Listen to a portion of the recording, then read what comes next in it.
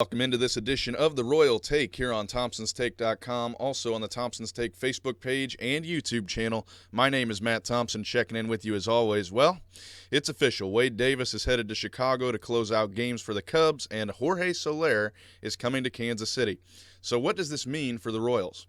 Well, financially, it's a club-friendly deal. The Royals will save $6.4 million next year with this move. More importantly, the Royals have control of Soler for the next 4 seasons, and he will make no more than $3 to $4 million each year. For those of you who don't know much about Soler, he's a former member of the Cuban national team who defected from Cuba in 2011. He was described by some scouts as a guy with 5-tool potential. Now, that's a big deal, and here's a little baseball 101 in case some of you don't know what it means to be a 5-tool player. They are very tough to come by. A 5-tool player is a guy who can hit for average, hit for power. They have great fielding ability, a strong arm, and, of course, great speed.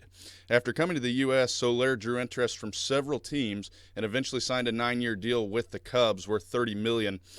He made his Major League debut in August of 2014. He has a career .258 batting average at this point with 27 homers, so that 5-tool potential has not quite come to fruition yet, if you will. He's only 24, and according to Dayton Moore, the Royals love his upside and the fact that they have control for the next 4 seasons, so we could really see this guy grow. If he would have been eligible for the 2012 draft, a lot of guys think he would have gone in the top 5, so that tells you just a little bit about Jorge Soler. Now, I know that some of you aren't happy with this, and in a perfect world, guys, the Royals would keep Wade Davis, they'd keep Hosmer, they'd keep Moose, they'd keep Kane, they'd keep Duffy. But I think it's time we face reality, guys. We simply can't afford to keep all these guys. Now, that's not to say that the Royals won't try to lock up 1 or 2 of those guys, but for me, this trade says that the Royals are going to attempt to rebuild by using some of their talented players as trading chips. Do I think that Dayton Moore and Ned Yost want the Royals to win? Absolutely. Do I think they will strive to put a great team on the field next year, or at least the best team that they can? Yes. But I think they realize that they can't afford to keep all their big-name players. So why not keep an open mind and listen to offers? And in my opinion, that's the fastest way to rebuild, through your farm system and through trades, and get back to the World Series. And we won't have to wait so long this time, I hope. I trust Dayton Moore. And don't be surprised to see another trade before the end of the next season.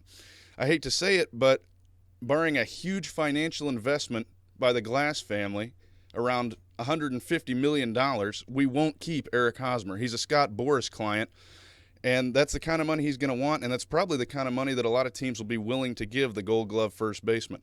Hey, I'd love to hear what you think. Do you agree or disagree? Am I wrong? Will the Royals go out and find a way to lock a lot of these guys up?